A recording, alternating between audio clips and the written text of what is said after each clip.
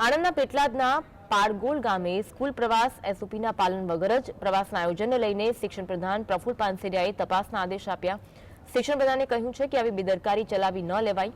કોઈ શાળામાં ખાનગી વાહનોમાં વિદ્યાર્થીઓને પ્રવાસે લઈ જઈ શકે નહીં અને જે તે શાળાના પ્રિન્સિપાલ સામે કાર્યવાહી કરવામાં આવશે।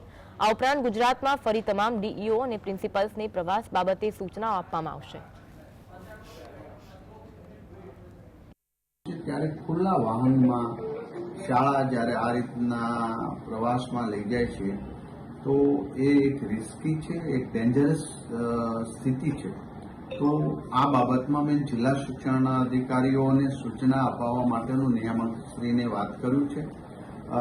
ફરજિયાત આ નિયમોનો ફોલો કરે। ફરી વખત દરેક શાળાને યાદી અપાવી દઈશું કે તમારા આટલા નિયમો છે ને આ પ્રમાણે પ્રવાસ કરજો। દરેક શાળા બાળકોને પ્રવાસ લઈ જવો જોઈએ, પરંતુ સેફટી ફર્સ્ટ હોવો જોઈએ।